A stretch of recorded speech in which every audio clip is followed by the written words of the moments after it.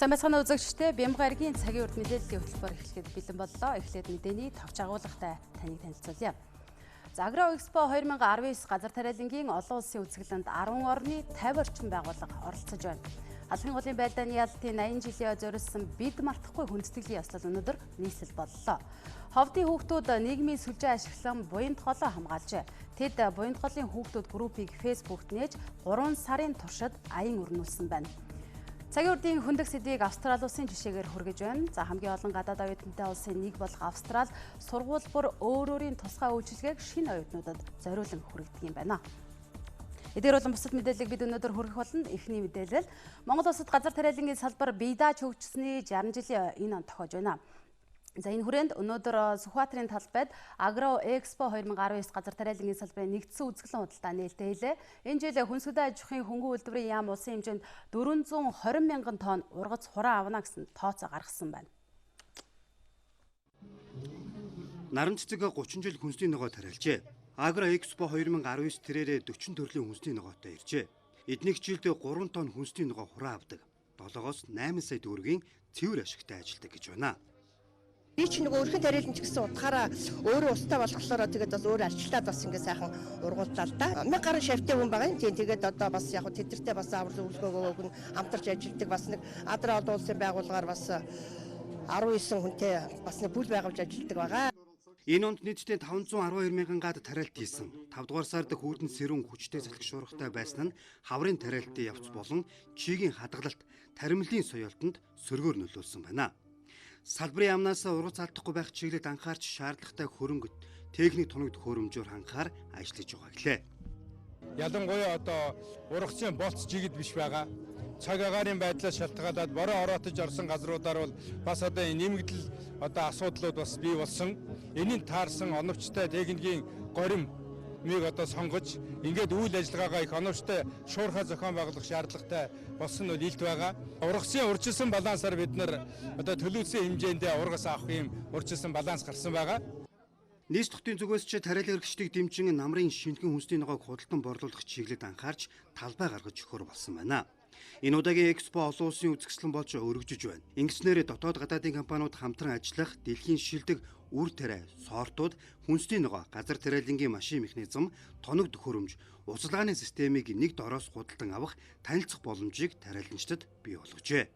Нийслэлээс энэ одоо үйл ажиллагаа бүх талаар нь дэмжих мөн одоо төв талбайдаа энэ 11 дугаар сард бид нэр хүнсний ногоо, за ургацын одоо шинэ ургацын бүтээгдэхүүнүүд, сүүсүү махан бүтээгдэхүүнүүд гээд нийслэлийн иргэдэд одоо бүгдийг ингэж хүнсний бүтээгдэхүүнээр хангах ажлыг зохион байгуулж 3 сарын турш зохион байгуулъя гэж төлөвлөж байна.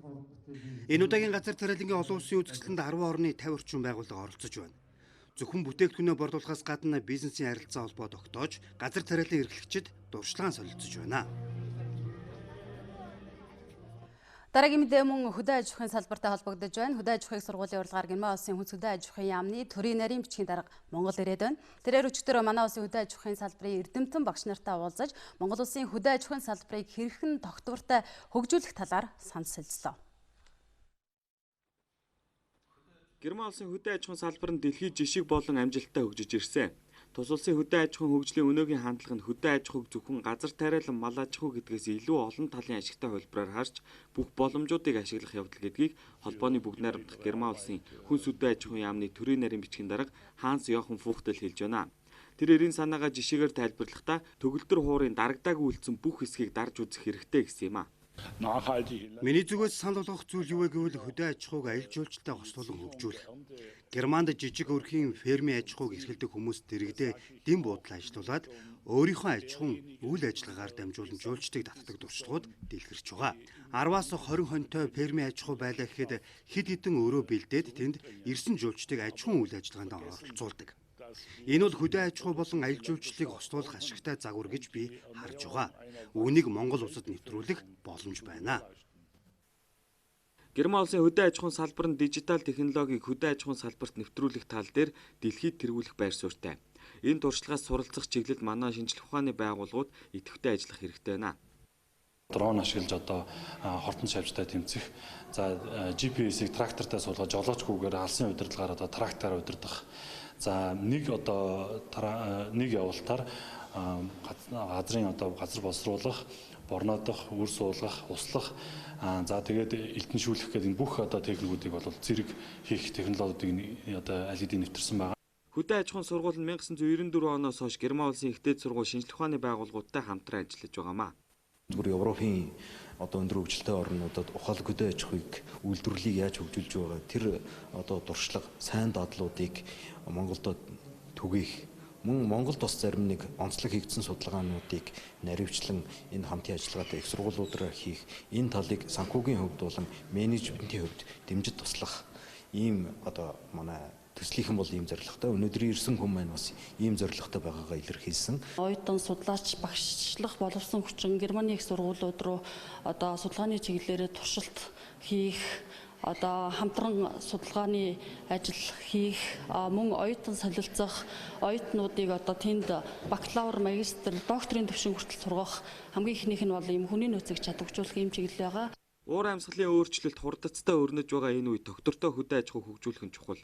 Ингийн тулд шинжлэх ухааны технологийн дэвшлийг хэрэглээнд нэвтрүүлж дасан зохицох чадварыг бэхжүүлэх хэрэгтэй гэдгийг уулзалтын үеэр ярьж байлаа.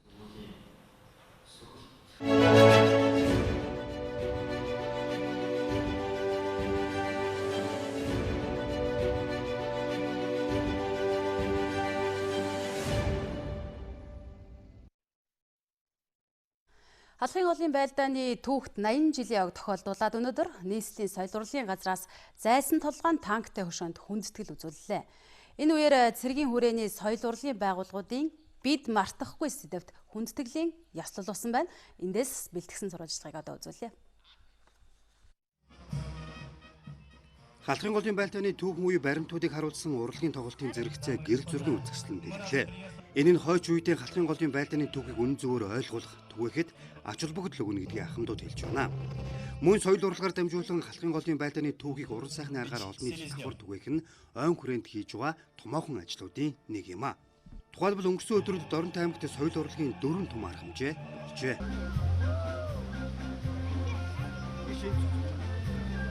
Одоо зэрэг хорны зэвдвтэй халах голын 80 жилийн ойжруулсан дууны уралдааныг Дорнот зохион байгуулж маш одоо олон мэрэгжлийн дуучид 5 аймагаас Дөрийн театраас эхлээд бүх цэргийн чуулгууд оролцсон юм сайхан арга хэмжээ боллоо. Одоо түүхэн ялалтын тэр Орос Монголын алдар төвгүүдийн цусаа урсгаж одоо байгуулсан гавьяаг ирээдүйн хойч маань үр хүүхэд маань үнэн зөвөөр нь мэдж хойч үедээ уламжлуулж үлдээх. Дээр нь одоо цэрэг охронч эх оронч төлөвшлийг залуу үедээ хүмүүжүүлэх, төлөвшүүлэх энэ зорилготой юм арга хэмжээ.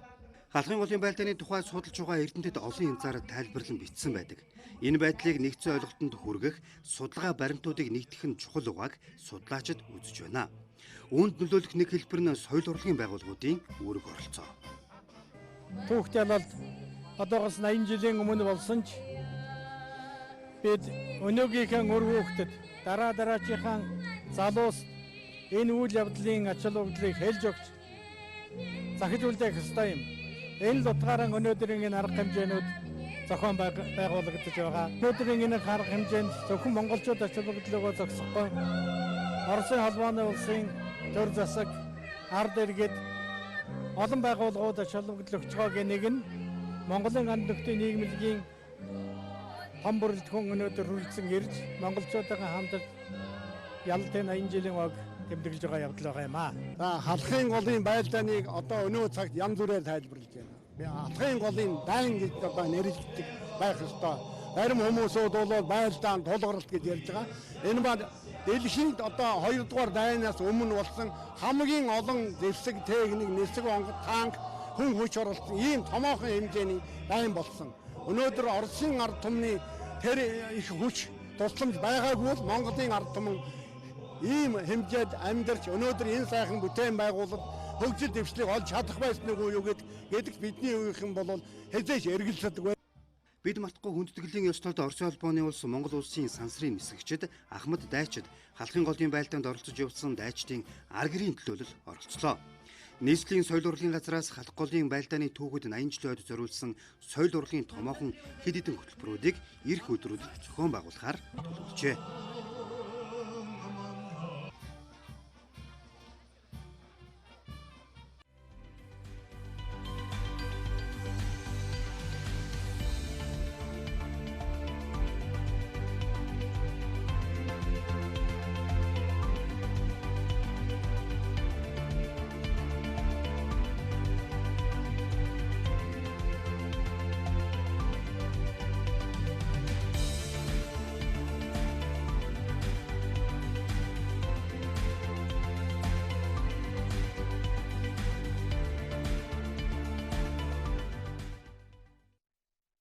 Халахын голын байлдааны ялалтын ойд зориулсан суврал сурвалжлагаар цагийн урд үргэлжилж байна. За 80 жилийн тэртээ Монголын дорнод хязгаар тулсан энэ байлдаан Монголын түүхэнд тусгаар тогтнолд ямар ач холбогдолтой байсан талаар энэ удаад хөндлөө. Энэ байлдаан Монгол төдийгүй олон улсын геополитикт нөлөө үзүүлэх үз үйл явдал байсан гэдгийг судлаачид тэмдэглэж байна.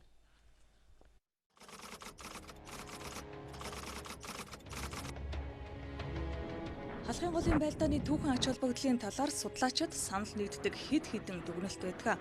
Юуны өмнө олон улсын геополитикт өөрчлөлт авчирсан Японы арим хуурай газрын дайнд хамгийн том ялагдал хүлээсэн улмаар дайны үр дүнд Япон зөвлөлт холбоот ус харилцан үйл довтлолцох гэрээ байгуулж дэлхийн 2 дугаар дайнд нөлөө үзүүлсэн зэргийг онцолдгоо. За ялангуяа халах голын дайны үр дүнгээр Японы тал одоо зөвлөлт бод улстай 5 жилийн хугацаатай харилцан үйл довтлох гэрээ байгуулсан байдаг. За энэ гэрээний дагуу одоо Япон улс энэ гэрээндээ одоо үнэнч байж за дэлхийн одоо 2 дугаар дайны турш холбоотон Герман улс нь хэдийгээр шахажсэн боловч зөвлөлтийн алс дорноор ямар нэгэн одоо цэргийн томоохон ажиллагаа эхлүүлээгүй. А нөгөө талаар энэ халах голын дайны дараа байгуулсан энэ харилцан одоо үйл довтлох гэрээний дагуу Монголын тусгаар тогтнолыг одоо үндсэндээ бол одоо Япон улс хүлээмжшүүлж за тэгээд дэлхийн 2 дугаар дайны туршид за Монгол улсын одоо аюулгүй байдал үндсэндээ хангагдсан гэж үзвэл 20 дугаар зуун гарсаар Монгол гэдэг нэрийг дэлхий бараг мартсан байлаа. 1939 оны халах голын дайны үеэр зөвлөлт Японы тэмцэл хурцдаж Азийн төв хэсэгт байх Монгол улсын нутаг дэвсгэрт дайн байлдааны ажиллагаа явагдаж байгааг тухайн үед дэлхийн томоохон хэвлэл мэдээллийн хэрэгсэл болох Итали, Англи, Америкийн радио станцууд нэвтрүүлж байжээ. Энэ бол Монгол гэж улс тусгаар тогтнол газар нутгаа хамгаалан тэмцээр байгааг харуулж байсан гэдгийг онцолж байгаа юм а. 20 дугаар зуун гараад одоо Монгол гэдэг орныг ерөнхийд нь мартсан. За зөвлөлтийн нөлөөний одоо жижиг одоо бүс нутаг гэж одоо өрөндийнх нь үздэг байсан боловч халахын голын дайнаар Монгол улс бол одоо тусгаар улс гэдгээ батлан харуулж аях орноо хамгаалдаг төртөө, цэрэгтэй, айрамтай одоо энэ тусгаар улс гэдэг одоо дэлхийд дахинд одоо харуул дэлхийн нийтийн анхааралтай одоо Монгол гэдэг улсыг бас харуулж чадсан байна.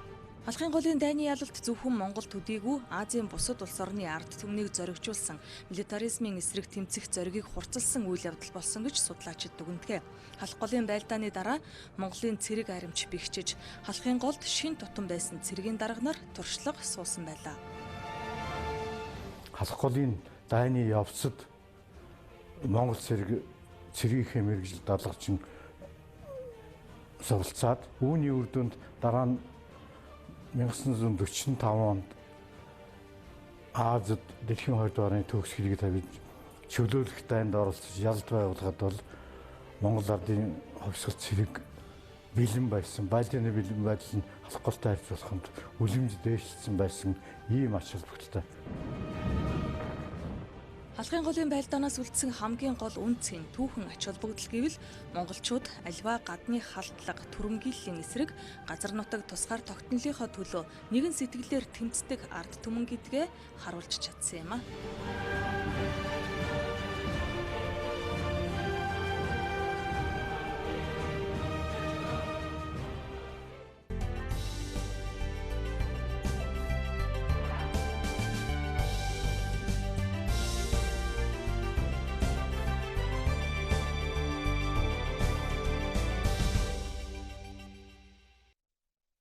Хөдөө орон нутгаас ирүүлсэн мэдээгээ үргэлжлүүлье. За ховдын хүүхдүүд нийгмийн сүлжээ ашиглаж буянт голоо хамгаалсан тухай мэдээг манай сурвалжлагч Инх Жаргал ирүүллээ. Тэд буянт голын хүүхдүүд группийг Facebook дэж 3 сарын туршид аян өрнүүлсэн таатай мэдээ ирлээ. Ховд хот 40 мянга гаруй хүн амтай. Буянт гол дагуу жил бүр 800-аас 1200 өрх цусланд гардгийн байна. Айл өрхийн тоо нэмэгдэхийн хэрээр голын усанд автомашин, хэвсээ угаах, хог хаягдал хаях зэрэг зөрчлүүд гардаг байжээ. Буянт голын хүүхдүүд нийгмийн сүлжээнд аян өрнүүлж, зөрчил гаргасан эргэн бүртээ тулж ажилласны үр дүнд зохисгүй үйлдэлүүд буурчээ. Иргэдийн ухамсарт одоо бас тодорхой хэмжээний энэ хог хаягдал маань энэ усны самбарын газар тийм хортой юм шүү. Энэ хог хаягдлаа бид нар ачих ёстой, цэвэрлэх ёстой, бөөрэ цэвэрлэх ёстой гэдэг энэ сэтгүүг бол бас суулгаж өгснөөр ийм давуу одоо ажил болж байна. Энэ жил буянт голын эрэг дагуу 840 гаруй айл цуснд гарчээ. Жил бүр нийтийн бие засах газар хог ачиж зайлуулах асуудал тулгамддаг. Айл өрхүүд нүүхэд голын ай сав газар хур хог хаягдал үлддэг байсныг сумын захиргаа журам гарган өрх бүрээс сар бүр 10,000 төгрөгийн хураамж авдаг болсноор шийдвэрлэжээ. Жарлан сумын лагерын бус нутагт 60 гаруй бие засах нойл 14 ширхэг хогны тийм дөрвөлжин бүкэр цөөрлөж байрлуулсан байгаа. Тэгээ мөн манай 60 гаруй нойлоо манайх жаргалан сум төсвөөсөө гаргаж ариутгалыг нэг удаа бүх нойлууд ариутгал хийсэн байгаа. Иргэд бие засах газрын тоог нэмэгдүүлэх, хогийн цэгийг харшаалж сарвчтай болгон ойр ойрхон ачиж байх, нийгмийн сүлжээнд өрнөөсөн санаачлаг улам өргөжхийг дэмжиж байлаа. Эрт эдүгээгийн уламжлалыг бодвол бөөрэ цэвэрлэх нүтийг хэл шаасан газрынхаа нөхийг бөглөж дардаг Монголын түүхэн уламжлал бий л дээ. Энэ манай залуучууд түүхэн өв уламжлалаа судалж сэргээж ашиглаж байгаа болов гэж бодож байна шүү дээ. Өнөөдөр жил их сайхан байлаа. Мөн туслангаас нүүж байгаа айл өрхүүд хогны хураамжаа төлсөн зөвшөөрлийн хуц авч эрт дээр үес уламжлан ирсэн Монгол заншлаараа буурай цэвэрлэн хүлээлгэж өгч байна.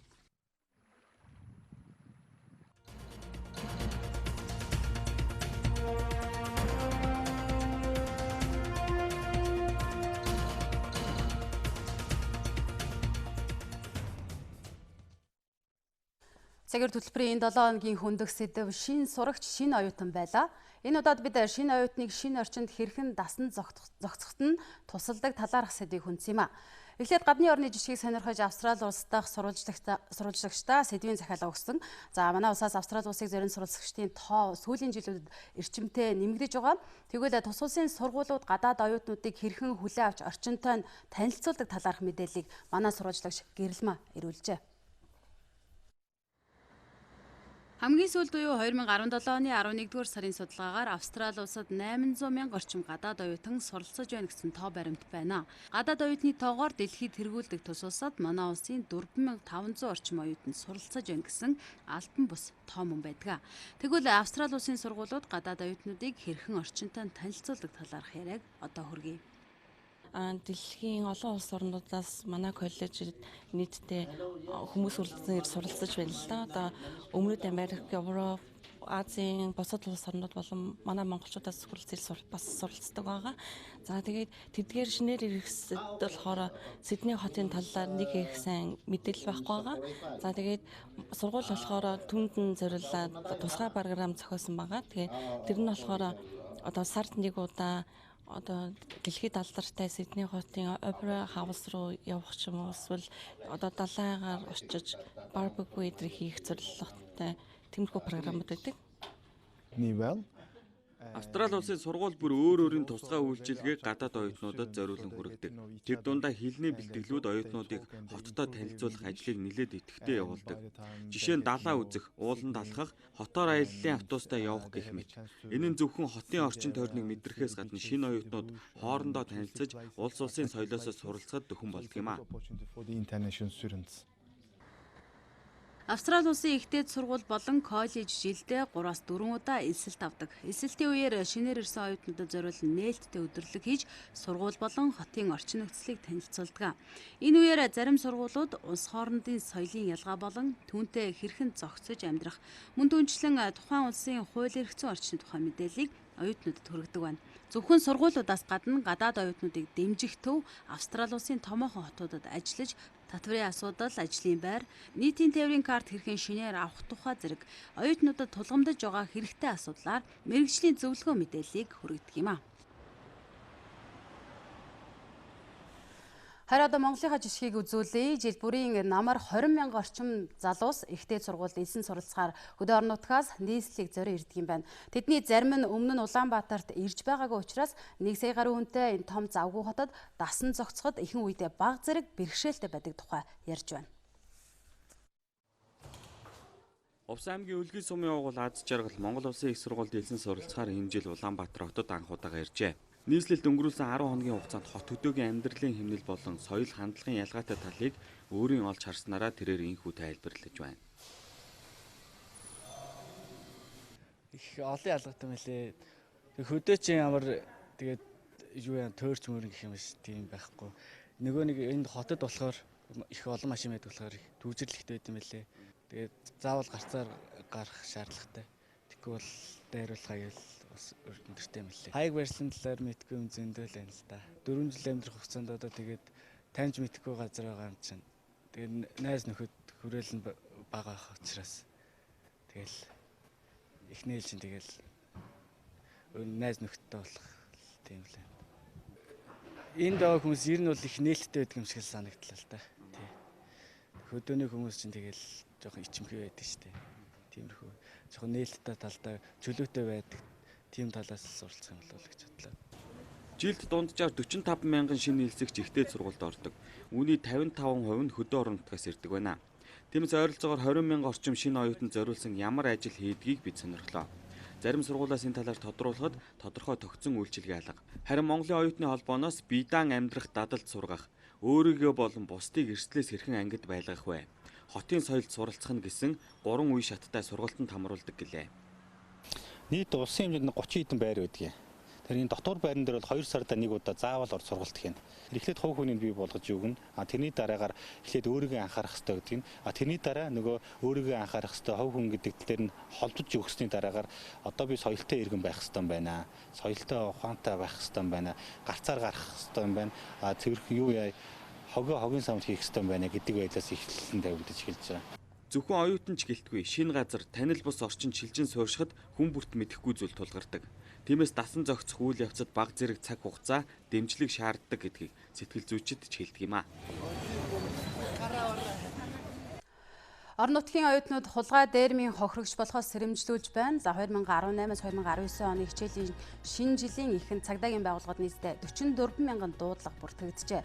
Үүнээс гэмт хэргийн шинжтэй 1200 зөрчлийг шалгахад 517 нь хулгайн гэмт хэрэг байсан байна. За мөн 17 удаагийн заллин дээрмийн хэрэгт нийт 8 хүн хохирсон байдгийн юм байна.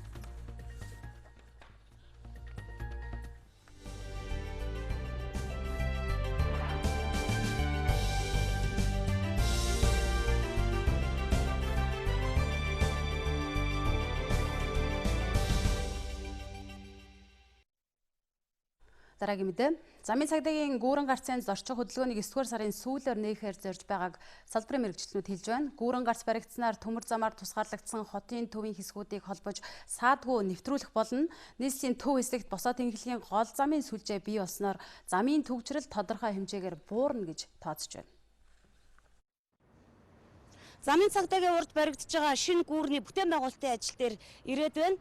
За ерөнхий суур цэцгэлтийг бол 80% хийсэн байна. За 9 сарын 30-нд энэ гүүрийг бол бүрэн хийж дуусгаад хүлээлгэж өгөхөөр бол гэрээ хэлцээр хийсэн байдаг. За хугацаанд амжих хэсгийг бид инженерүүдээс тодрууллаа. Графикын дагуу бетон цэцгэлтийн ажил явагдаж байгаа. Үндсэн дар нарны ажил дуус шатанд явж байна. За төврөн цэцэг болон бусад холбогдох байгууллагууд зургийн баг тийм үү инженерийн багийнхантай ойр орхон уулзалт хийдэг. Энэ ч юу ярьж хэлцдэг вэ гэхээр тухайн гүрний хөдөлгөөн зохион байгуулалтад хамгийн оновчтой инженерийн ямар шийдэл байна вэ тийм үү. За явган зорчигч хөгжлийн бэрхшээлтэй иргэнд зориулсан ямар гарц хармыг хийж бүтээж тийм үү. Энэ талаар маш их мэдээлэл авч тэмдээл холбогдох мэргэжлийн зөвлөгөө өгч тийм хамтарч ажиллаж байгаа да. Гүүр барих ажлыг өнгөрсөн оны 4 сард эхэлсэн. За энэ ажлыг 2 жил 6 сарын хугацаанд хийхээр төлөвлөсөн. Бүтээн байгуулалт хийж байгаа орчинд замын хөдөлгөөнийг зохицуулж барилгын ажлыг шөнийн цагаар ч хийж байгаа юм байна. Яаруулж ийн гээд технологийн горим алдагдуулах асуудал гарах бий гэсэн болгоомжлол их ирж байгаа. Тэгээ энэний хувьд болохоор бид нар жишээгээр дуустахад 10 хоногт хийх ёстой ажлыг 5 хүнтэй хийж ивэл 10 хүнтэй гаргаад 5 хоног дотор хийхэд бол технологийн горим нь бол харьцангуй алдагдахгүй. Өглөө эрт эхэлж байгаа. Орой бид нар аль болох орой хийж дуусгаад ингээд ажлаа уйлдуулад явж байгаа. Үндсэндээ бол бид нар 9 сарын 15 гэхэд үндсэн гүүрээ нусраг бороо өдөр дараалж орохгүй болвол бид нар ойрын хугацаанд хийхээр ингээд бүх хүч нөөц болцоогоо даашлаад ингээд ажиллаад явж байгаа. Энэ гүүр 1170 м урт 4 игнэ байх юм а.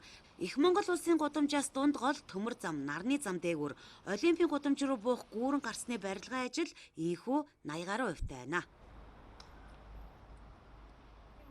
Японы залуус нэгдэж манай улсын эмзэг бүлгийн иргэдийн хүүхдүүдэд тусалж байна. За хүүхдэд танин мэдэхгүй сургалт явуулж шаардлагатай хувцас хичээлийн хэрэгсэл өглөө. Тэд цаашдаа зөвхөн Монгол улс төдийгүй өөр бусад улс орны хүүхдүүд багчуудад бас туслахаар төлөвлөж байгаа гэдгээ ярьлаа. Нийслэлтд амжиргааны түвшин доогуур олон мянган өрх бий. Эдгээр айл өрхүүдэд төр засаг олон улсын байгууллага хувь хүмүүс тусалж дэмжих тохиолдол олон байдаг. 3 жилийн өмнө манай улсад сурахаар ирсэн Япон залуус нэгдсэн нь энэ юм а. Тэд энэ удаад ид шидийн орон төвийн хүүхдүүдэд хувцас бэлэглэж дэлхийн түүхийн тухай сонирхолтой мэдээллүүдийг өгч байлаа. Би ч гэсэн ямар нэгэн зээл Монголын төлөө хиймээр байгаа гэж бодоод гэтээ ганцаараа бүр хэзээ тийм болохоор Монголд одоо дуртай хүмүүс бас ийм хүүхдэд тусламар байгаа гэж бодож байгаа хүмүүс цогцолоод хамт ийм уриаллага хийж бодсон. Тусламар байгаа гэдэг хүний сэтэл мэдсэн. Тэгээд энэ удаа жахан гэсэн ийм Монгол хүүхдийн төлөө бас Монголын хэзээ байгаа хүний төлөө уриаллага бүтээлээд тэр хүмүүстэй дараа цаашдаа гэсэн холбоотой баймаар байна гэж бодсон. Япон улсад залуус нэгдэн сайн дураараа эмзэг бүлгийн иргэдэд туслах хөдөлгөөнийг олноор өрнүүлдэг байна. Тэр тусмаа хүчирхийлэл өртсөн өнчин орон гэргүй хүүхдүүдэд хамгийн их тусалж тэдний боловсрол, эрүүл мэндэд чиглэсэн хөтөлбөрүүдийг хэрэгжүүлж иржээ. Цаашид бусад орны залуустай нэгдэн хүүхдийн эрхийг хамгаалахад дуу хоолойгоо нэгтгэхээр төлөвлөсөн байна. Төв аймаг дахь манай сурвалжлагч Таран Чимэг энэ удаад хашаага үлгэр жишээ догчуулсан хөдөлмөрч залуу гэр бүлийн тухай сурвалжллаа. 10 төрлийн 80 гаруй модыг хашаандаа тарьсан Очир Батын 2 жилийн хугацаанд ийхүү хөдөлмөрлөж эрүүл хүнсээ өөрсдөө тарьж ургуулж байгаа юм байна. Анх манай гэр бүл хотоос нүж ирэхдээ шавар ихтэй хоосон газар ирж байсан. Байшингаа барьж дуусгаад нэг л юм дутуу санагдаж хашаага тогтчуулахар шийдсэн юм. Гэхдээ зүлэг ногоо урах боломжгүй байсан тул хар шороо худалдан авч хашаандаа тарааж зүлгээ суулгаж эхэлжээ. Модод зориултын газраас үрсэлгээ авч тарьж байсан бол жилийн хугацаанд их сайхан ургасан талаар гэрийн эзэн ингэж ярьлаа. Би хашаандаа мод тарьсан үндсэн зорилго маань нэгдүгürt бас гоё харагдах, тэ өөрт гоё таашаал өгөх. Дээрэс нь бас салхины юуг бууруулдаг юм байлээ. Хүчийг сулруулдаг. Хашааныхаа гадна ч гэсэн би тэр утгаар мод тарьсан. Анх бит хоёр манай энэ урд нэг түргэн гээд мод өрчүүлэхийн газар байт юм билээ. Тэндээс бит хоёр тэгээ моднуудаа худалдаж авч ирсэн. Агч, гацуур гэсэн моднуудаа эхлээд тарьж эхэлсэн. Мөн хашаандаа сүйдрөвч барьж усан оргилуур хийж байгаа. Усан оргилуураа 10 хоногийн дараа гэхэд бүрэн дуусна.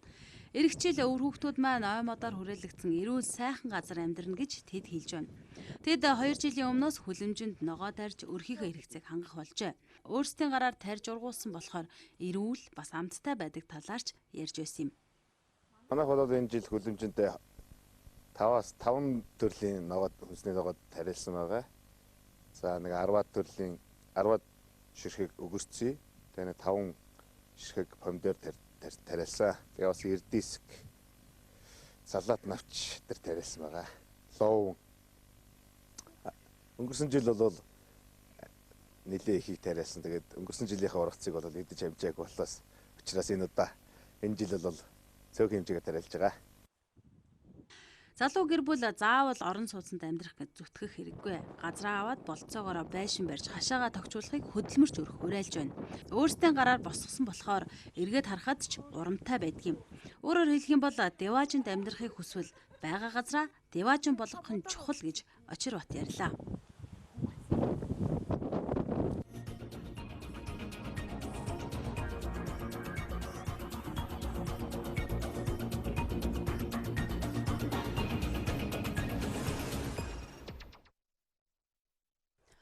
Бямгарах цагийн хөтөлбөр соёл урлагийн болонгаа үзэгчдэнд хүргэдэг. Энэ удаагийн болонд Монголын үндэсний олон нийтийн радиогийн соёл урлагийн редакцид ажиллаж байсан хүндтэй эрхмүүдийг оролцуулж байна. Учир нь энэ өдрүүдэд Монголын үндэсний олон нийтийн радио байгуулагдсны 85 жилийн тохиож байна. Болон хүрэхээр нэвтрүүлэгч анх хоёр студид ажиллаж байна. Орой минь. За орой минь төргий. монголчуудын бүтэн зууны түүхийг соронзоо хайлснаа буулгаж хадгалсан түүхийн чухал гэрч бол яхаа аргагүй Монголын радио. Тэртээ 85 жилийн өмнө Монголын радиогийн хамгийн анхны эфир соёл урлагийн нэвтрүүлгээр эхэлж байсан түүхтэй байдаг юм.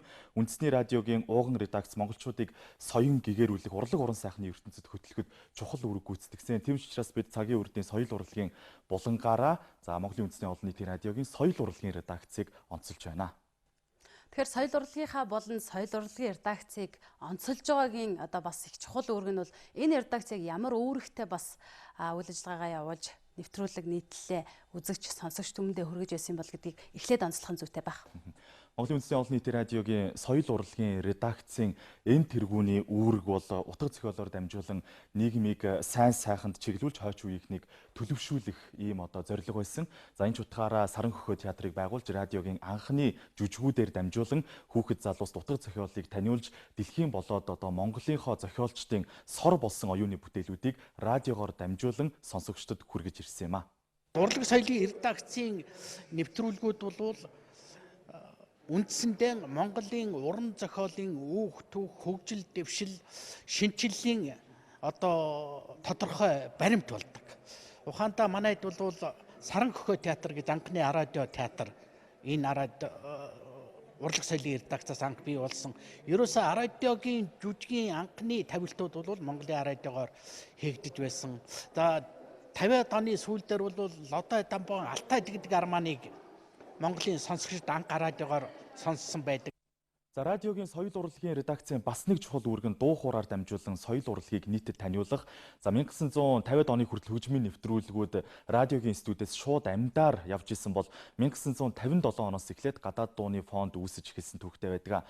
За дуу хөгжмийн нэвтрүүлгүүд нийтдээ эфирийн 36%-ийг эзэлдэг байсан бол айжим нэмэгдэж 52% хүрч байсан. Түүнчлэн Монголын радиогийн дэргэд симфони найрал хөгжмөөс эхлээд Баян Монгол инээмсэглэл хамтлаг хүүхдийн улаан бүч чуулга байгуулагдсан олон уран бүтээлчид энэ редакцээс төрөн гарсан байдаг юм а. Эдгээр эрхэм хүндтэй хүмүүсийн нэг бол яхаа аргагүй Монгол улсын соёлын гавьяа зүтгэлтэн буян шиг юм а.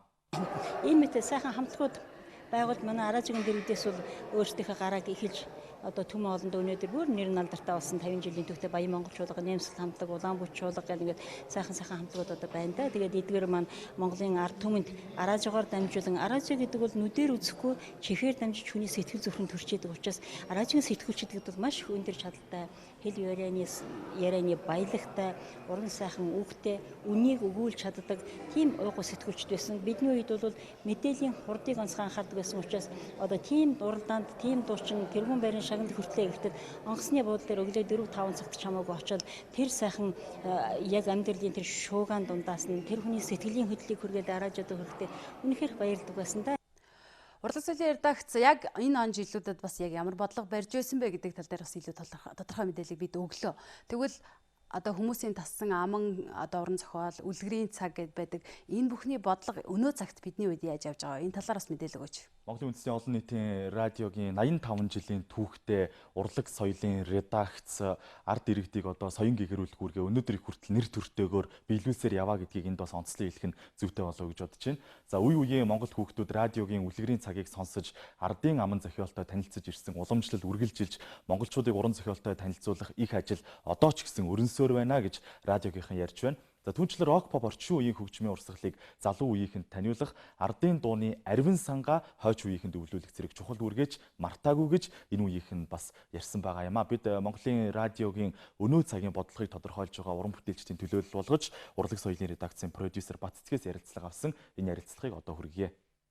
Өнөөдөр урлаг соёлын редакц уран зохиолын цагаар гэхэд Монголын шилдэг армаануудыг их хүлгэн судар туйсын уншилтаар, уран уншилтаар 7 хоногт бүтэн 3 цаг гэхээр 60 минутын хугацаатай хүргэж जैन. Тэгэхээр Саран хөхөө гээд Монголын шилдэг радио жүжиг болоод туйжуудыг мөн сонсогчтой хүргэж байгаа. За хөгжмийн нэвтрүүлгүүд гэхэд ардын хөгжмийн сан, мөн сонгодог хөгжмийн сан гээд хөгжмийн нэвтрүүлгүүд хүргэж जैन. За хүүхдэд зориулсан хөгжмийн их шиг тайрцаг мөн бас залуус орчин үеийн хөгжмийн рок pop хөгжмийн талаар рок архив нэвтрүүлэг мөн сонсогчтой хүргэж जैन.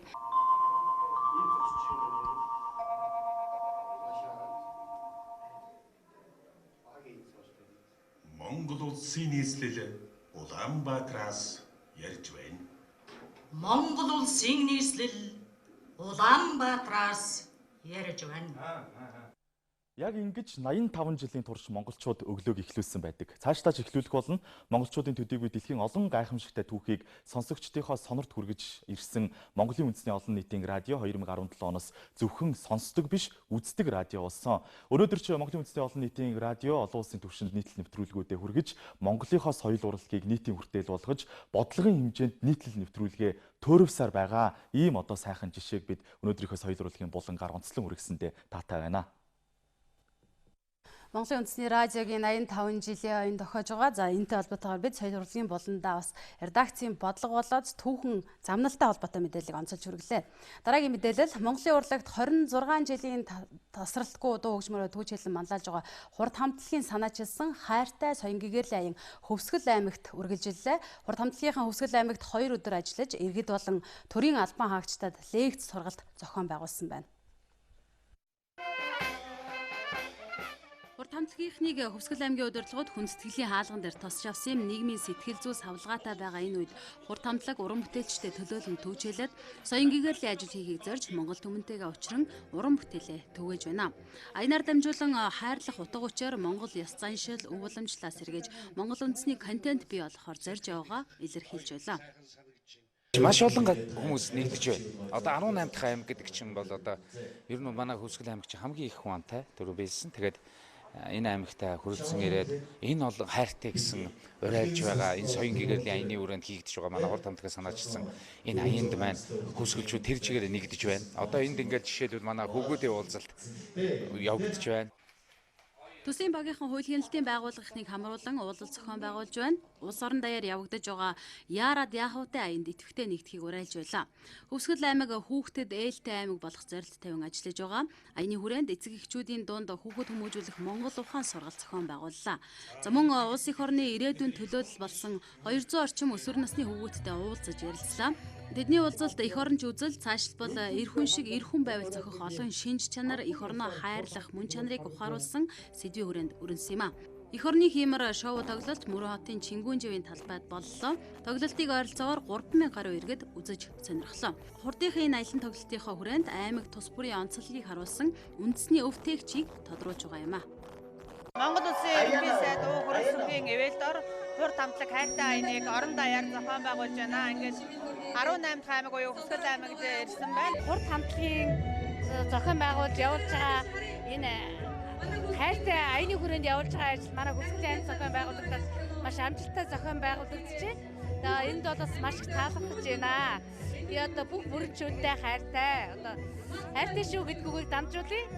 Энэ их ачаал бүгдэлтэй арга хэмжээ явагдаж байна гэж үзэж байна. Ер нь бол энэ улс орон даяар тойрж энэ хайртай аян чинь сүүлийн үед сошиал ертөнцийн нэлээ эрчимтэй явагдаж байгаа. Энэ цаашдаа бол бас энэ залуучуудыг эх оронч үзлийг төлөвшүүлэх нэлээ үр дүнтэй арга хэмжээ болно л гэж бодож байна.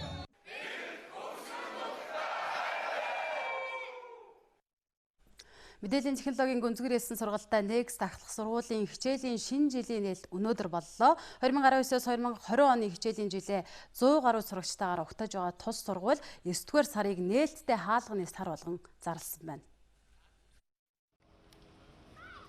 Next ахлах сургуулийн онцлогоо дэлхийд хурдтай хөгжиж байгаа мэдээлэл технологийн салбартаа хөл нийлүүлэн алхахад сургалтын ач холбогдлоо чиглүүлж байгаа юм байна. Эхний жилд хүүхдүүдэд програм хангамжийн суурь мэдлэг олох бол 2 дахь жилээс програм дизайн хөгжүүлэлт, мобайл хөгжүүлэлт гэх мэт дагнсан чиглэлээр мэргэшүүлдэг байна. Жишээ нь заавал IT инженер гэж байгаа гэсэн үг бас биш. Би хим сонирхт юм а гэх юм бол технологитой нийлүүлэх юм бол медтек, би биолог сонирхт юм а гэх юм бол технологитой нийлүүлэх юм бол биотек гэдэг ч юм уу. Залуучууд ч алдаа гарна. Эндээ алдаа гарга жинхэнэ бодит төслүүд дээр ажиллаж үзье. Төгсөختөө харин бид нар үжээ бэлэн амьдрал бэлэн л гаргах тийм л том зорилго байгаа. Мөн сурагчдыг дотоодын томоохон компаниудад цалинтай дадлага хийх хөтөлбөрт хамруулах юм байна. Ингэснээр ерхий боловсролын сургуулийн сурагчдад цалинтай дадлага хийх жишгийг анх удаа Монголд нэвтрүүлж байгаамаа. Өөрөөр хэлэх юм бол мэдээллийн технологийн сургалтын агуулга арга зүйн бид нар боловсруулаад 2 жилийн хугацаанд тулшаад тэгээд түүнийг одоо бол ахлах сургуульд хэрэгжүүлэх болцоотой болсон үндсэн дээрээс одоо нэвтрүүлж байгаагаар онцлог байна. Миний ирээдүйн хүсэл мөрөөдөл юу вэ гэхээр ийм дижитал номад болох Дижитал номад гэдэг нь цахим нүүдэлчин буюу ийм ажлаа ингээд одоо дэлхийг эргэн тойрон аялангаа ийм ажиллах боломжтой. Эднийхэн өнгөрсөн 5 дугаар сарын 25-нд нээлттэй хаалганы өдрөө зохион байгуулсан нийт 800 хүүхдээс эсэлтийн шалгалт авч тэнцсэн сурагчдыг бүртгэж авсан байна. Яг боловсролын систем биш яг. Дотоод мэдээгээ танилцууллаа. Одоо олон улсын мэдээлэл сүргэн орчуулагч редактор Алтан гэрэл студид ажиллаж байна. Арай мэнд хүргэе. Баярлалаа арай мэнд. За Бямба гарагийн цагийн урд хөтөлбөрийн гадаад мэдээг хүргэе. За Орос улбаны улсын ерөнхийлөгч Владимир Путин эх 7 хоногийн пүрэв гарагт Владивосток хотноо Японы ерөнхий сайд Абе Шинзотой уулзахаар болсон байна. Энэ талаар Орос улбаны улсын төрийн тэргүүний туслах Юрий Ушаков мэдээлсэн байна. Түүний мэдээлснээр хоёр улсын төр засгийн тэргүүнээр хоёр талын хамтын ажиллагаа мөн инх тайвны гэрээ хэлцээрийн асуудлаар хэлэлцэх юм байна. За энэ асуудалд Москвагийн байр суурь олон нийтэд ойлгомжтой нээлттэй байх болно гэж онцоллоо. За Япон улс Итороп, Кунашир, Шикотан, Хабамай гэсэн дөрвөн арлыг өөрийн нутгаа гэж үздэг. Харин Оросын улбаны улс энэ асуудал дээр 1956 онд зөвлөлт холбоот улс болон Японы тал хооронд байгуулсан тунхаглалыг үндэслэн эдгээр дөрвөн арлыг өөрсдийн харьяа газар нутаг хэмээн үзсээр байгаа. За энэ байр сууриасаа ч ухрахгүй байх гэдгийг шинжээчид үзэж байна. За Корелийн арлууд хоёр орны найрсаг харилцаанд олон 10 жилийн хугацаанд чөдөр болсоор ирсэн тул үүнд нэлээд нухацтай хандан хэлэлцэхийг эрмэлзэж байгаа юм а. Японы засгийн газар эдгээр арлуудыг Японы нутаг дэвсгэрийн салшгүй хэсэг гэсэн байр сууриа хадгалсаар байгаа. Мөн дэлхийн 2 дугаар дайны дараагаар зөвлөлт холбоот улс тус дөрвөн арлыг Японоос хууль бусаар авсан хэмээн Японы засгийн газар үзсээр байгаа юм. Хоёр орны төр засгийн тэргүүнээр 1956 онд хамтран байгуулсан тунхаглалаа үндэслэн инх тайвны гэрээ байгуулах зорилгоор хоёр талын хэлэлцээг эрчимжүүлэхээр тохиролцоонд хүрсэн юм а.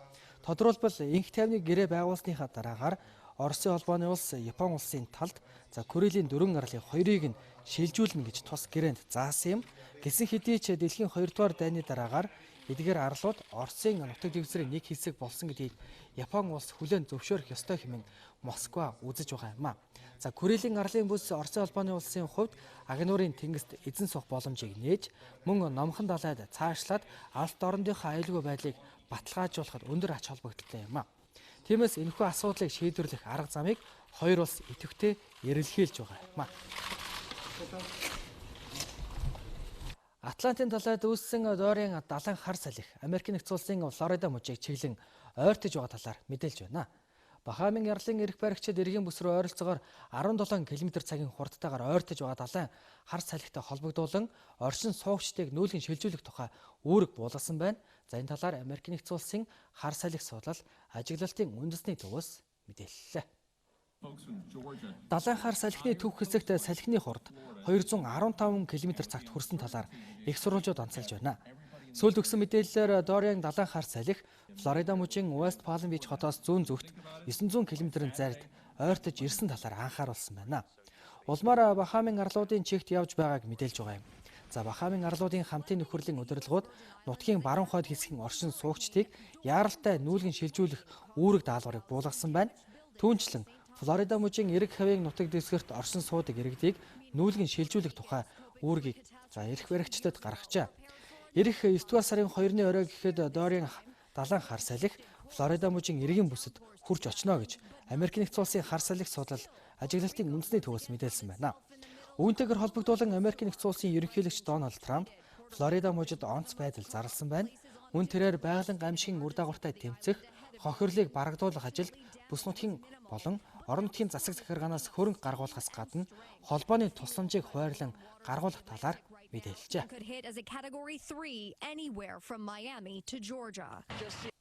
Америк нэгдсэн улс Ираны Адриан Дарья 1 нэртэй газрын тос тээвэрлэгч усан онгоц болон усан онгоцны ахмадыг хориг арга хэмжээ бүхий жагсаалтандаа бүртгэн авсан байна. Энэ талаар Америк нэгдсэн улсын сангийн яамны цахим хуудсанд нийтэлжээ. Америк нэгдсэн улсын сангийн яамны орлогч сайд Сигал Манделкерийн үзэж байгаагаар Адриан Дарья 1-тэй адилхан тээвэрлэгч усан онгоц Иран дахь Аль-Кудс буюу Исламын хувьсгалт корпусыг газрын тос шатхуунаар хангах зорилготой байна гэж онцоллоо. За тодорхойлбол Америк нэгдсэн улс тус газрын тос тээвэрлэгч хөлөг онгоц цэргийн хүчний үйл ажиллагааг санхүүжүүлэх зорилгоор хууль бусаар тэр дундаа нууцаар их хэмжээний газрын тосны тээвэрлэлт хийж байна гэж буруутгаж байгаа юм а. Тус тээвэрлэгч усан онгоцыг өмнө нь Гибралтарын эрх баригчид барьж саатуулан дараагаар нь сулсан юм. За зарим их сурвалжууд тус усан онгоц өмнө нь 2.1 тэрбум баррел Ираны газрын тосыг тээвэрлэж байсан талаар мэдээлж байсан. За Ираны гадаад хэргийн сайд Мухаммед Жавад Зариф тус хөлөг онгоцыг Сирийн зүг чиглэхгүй хэмээн амлаж байсан боловч за Сирийн Тартус хотыг зүглэн явж байсан хэмээн Вашингтоны мэдээллийг Америк нэгдсэн улсын төрийн нарийн бичгийн дарга Майк Помпео өөрийн твиттерээр дамжуулан мэдээлсэн юм. Америк нэгдсэн улсын Алабама мужийн мобайл хотын спортын цэнгэлдэх хүрээлэнд ахлах сургуулийн сурагчдын дунд болсон Америк хөл бөмбөгийн тэмцээний үеэр халдлага гарсан байна. Халдлагын улмаас 15-аас 18 насны 10 хүн бэртэж эмнэлэгт хүргэгдсэн талаар мэдээлж байна. Тус хотын Лед Пиблс цэнгэлдэх хүрээлэнд Лев Флор, Уильямсон хоёр багийн хооронд Америк хөл бөмбөгийн тэмцээн болж өндөрсөний дараагаар халдлага гарчээ. За халдлагад өртсөн 10 хүнийг эмнэлэгт хүргэснээс 5-ынх нь биеийн байдал муу байгаа юм байна. Халдлагад өртөгсдийн ихэнх нь тоглогчид болон Лефлор багийн хөгжөөнд дэмжигчид байсан гэж хотын цагдаагийн дарга Лоренс Батисти онцолсон байна. Халдлагатай холбогдуулан 2 хүнийг баривчлан саадуулж шалгаж эхэлсэн байна. За халдлага болох үеэр буун дуу гарсан. За үүний дараагаар цагдаагийнхан тус газарт очиж нөхцөл байдлыг гартаа авч за хүмүүсийг аюулгүй газар руу шилжүүлсэн байна. За одоогоор хэргийн газар мөрдөн шалгах ажил явагдаж байна. Олон нийтийн цахим сүлжээнд хамгийн олон хэрэглэгчтэй Твиттерийг үүсгэн байгуулагчдын нэг мөн ерөнхий захирлаар нэрэгддэг Жек Дорсигийн цахим хуудас хакт болсон байна. Түүний нэртэй албан ёсны цахим хуудасанд 20 минутын туршид ёс бус хэллэгтэй сэтгэгдлүүд нийтлэгдсэн талаар мэдээлж байгаа юм. Хакерчид Твиттерийн ерөнхий захирал Жек Дорсигийн хувийн цахим хуудасанд зөвшөөрлгүй нэвтрэн цахим халдлага үлджээ. За Твиттер компанийн талаас цахим халдлагатай холбогдуулан мөрдөн шалгах ажиллагаагаа явуулж эхэлсэн талаар мэдээллээ. За Жек Дорсигийн цахим хуудасанд өчигдөр Америк нэгдсэн улсын зүүн эргийн бүсээс нэвтрэн орсон байна. Их сурвалжуудын мэдээлж байгаагаар түүний цахим хуудсыг Чакл Скот нэртэй хакерчдын бүлэглэл эвдэн нэвтэрсэн байж болзошгүй хэмээн таамаглаж байна. Хакерчид Дорсигийн цахим хуудсанд нэвтрэн ёс бус хэллэг, за арьс өнгөөр ялварлан гадуурхсан доромжлол агуулсан үгсгээд 15 жиргэг нийтэлсэн байна. Үүний дараагаар Твиттерийн ажилтнууд түүний цахим хуудсанд нийтлэгдсэн жиргэнүүдийг устгаж амжижээ. За Твиттерийн ерөнхий захирал Жек Дорсигийн хувийн цахим хуудсанд нэвтэрсэн хууль бус анхны тохиолдол энэ бишээ. За үүнээс өмнө 2016 онд МОngolian-т хакерийн бүлэглэл за түүний цахим хуудсанд нэвтрэн аюулгүй байдлыг шалгах ажиллагаа явуулсан гэдгээ бичиж үлдээж байсан юм байна. За өмнө нь хакерийн бүлэглэл Лондон хотын цагдаагийн газрын албан ёсны Твиттер цахим хуудсанд хууль бусаар нэвтрэн орж байсан удаатай юм а. За эдгээр цахим халдлагууд ар араасаа гарч байгаатай холбогдуулан цахим аюулгүй байдлыг хангах за нэн шаардлагатай байгааг холбогдох мэргэжилтнүүд онцолж байна. За үзэгчдэд олон улсад өрнсөн үйл явдлын мэдээлэлээс хүргэлээ. Баярлалаа Алтангирлээ. Олон улсын мэдээллийг хүргэлээ. Араас нь спортын мэдээллийг бид түргэн спортын сэтгүүлч Ерөөл студид ажиллаж байна. Орой минь. Орой минь төргий. За спортын ертөнцид олон сонирхолтой үйл явдлууд болж байна. За эрхэм үзэгч та бүхэндээ бид бүхэн эхлээд өнөөдөр манай хооронд болсон онцлог тэмцээний мэдээллээс хүргье. За Монголын боулинг сонирхогчдын холбоо үүсгэн байгуулагдсны 10 жилийн энэ онд тохиож байна. За ойн хүрээнд 3 цуврал тэмцээнийг зохион оруулсан. Эхний тэмцээн өнөөдөр биг боулинг төвд болж шилдэг 30 тамирчин оролцлоо. Монголын боулинг сонирхчдын холбоо боулингийн спортыг олон нийтэд сурчлан таниулах, хөгжүүлэх, сургалт явуулах, олон төрөл тэмцээн зохион байгуулах, олон улсын тэмцээнд оролцох баг тамирчдыг бэлтгэх, дэмжлэг үзүүлэх зорилготойгоор 2009 оны 3 дугаар сард үүсгэн байгуулагдж байсан юм а. 10 жилийн ойдоо зориулж Монголын боулинг сонирхчдын холбоо энэ онд 3 цуврал тэмцээнийг явуулах юм а. Өнөөдөр эхний тэмцээн болох эрэгтэйчүүдийн аврагч шалруулах тэмцээн биг боулинг төвд эхэллээ. Энэ тэмцээнд Монголын шилдэг 30 эрэгтэй боулингийн тамирчид өрсөлдөж байна. Энэ тэмцээнд бол залуучууд их орж ирж байна. Залуучууд бас одоо дээд үеийнхэнтэйгээ үнэхээр ан маань өрсөлдөж байна. Одоогийн байдлаар хамгийн өндөр оноог бол залуу тамирчин оюун бол 221 оноо. 5 тоглолтын дунджаар 178 оноотой явж байна. Шилдэг тамирчнаа. Тэгэхээр одоо энэ 2 дугаар үеийн тоглолтын дараа тамирчдын дараагийн шатанд өрсөлдөх боломж нь харагдана. 10 жилийн ойн нэрмжит эрэгтэйчүүдийн аврах шалруулах тэмцээнд спортын мастер 5, спортын дид мастер 6, мөн чансааны топ 10 тэрэмтэй тамирчид өрсөлдөж байгаа юм а. Миний өөрийн хувьд бол 1998 оноос анх боулинг тоглож эхэлсэн. Өнөөдрийн хувьд бол бэлтгэл жоохон ойрт хийгээгүй байгаа. Тэгвэл ер нь бол залуучуудаа өрсөлдөх сайхан байна. Өнөөдөр 24 шилдэг тамирчин оролцож байна. Тамирчдын ур чадвар үнэхээр өссөн харагдаж байна. Цувралын 2 дахь тэмцээн буюу эмэгтэйчүүдийн аврах чадварлах тэмцээн 11-р сарын дундуур болох бол холимог улсын төрлийн тэмцээн 12-р сард зохиогдно. Түүнчлэн 9-р сарын 8-нд Монголын боулинг сонирхчдын холбооноос уламжлалт зохион байгуулдаг Big Bowling Friendship тэмцээний 2-р тойрог эхлэх бол 10-р сарын 26-наас 28-ны өдрүүдэд нийслэлтийн 380 жилийн ой зориулсан City Cup нээлт тэмцээн болно. Английн хөлбөмбөгийн